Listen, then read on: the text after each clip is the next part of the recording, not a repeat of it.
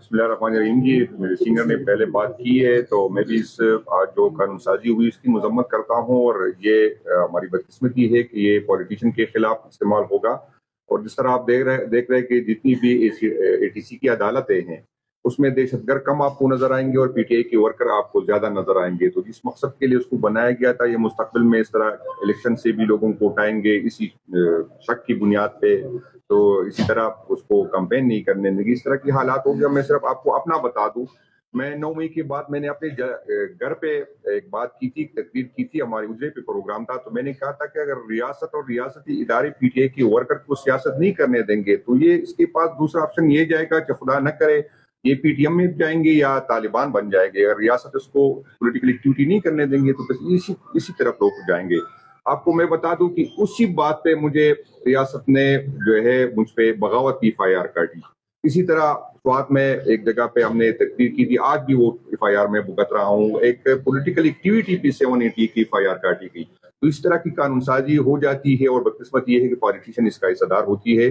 तो इसका ये हम तो भुगत रहे हैं, लेकिन ये जो आज ये कानून साजी कह रहे हैं, तारीख इंशाल्लाह ताला आप याद रखेंगे, ये खुद भुगतेंगे। और मैं अक्सर ये कहता हूँ, जब हमारी हुकूमत थी तो शायद हमें पहली दफा हुकूमत में आए थे तो हमें समझ नहीं थी। तो साद रफीक साहब बार बार हमें ये कहते थे कि हम भुगत चुके और आप भुगतेंगे, लेकिन शायद हमें समझ नहीं थी। लेकिन ये लोग जो बार बार इख्तिदार में आते हैं और पहले भुगत चुके और इंशाल्लाह आइंदा भुगतेंगे। और अफसोस इस बात का होती है कि जो भुट्टो साहब ने हमें आईन दिया था, आज भुट्टो साहब की पार्टी ने उसी आईन के साथ जो खिलवाड़ किया, और चारे आपने देखा कि हाजिरी भी पूरी थी और उन्होंने वोट दिया।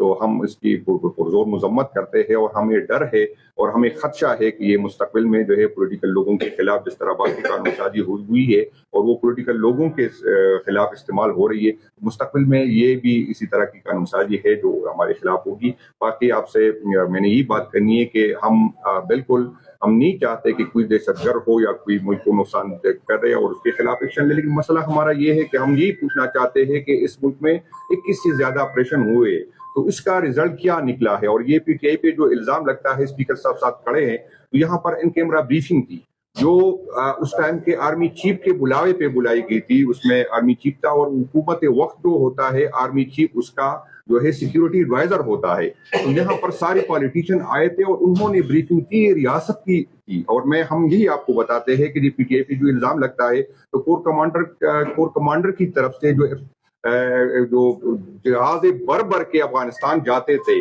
और उसी तालिबान से डायलॉग करते थे और वहां जाके उसको दावत देते थे, तो मेहरबानी करके वो लिस्ट मंगवाए, उसमें देखे कि किस पॉलिटिकल पार्टी के कितने के लोग थे। तो ये पाकिस्तान तहरीक इंसाफ के कभी भी ये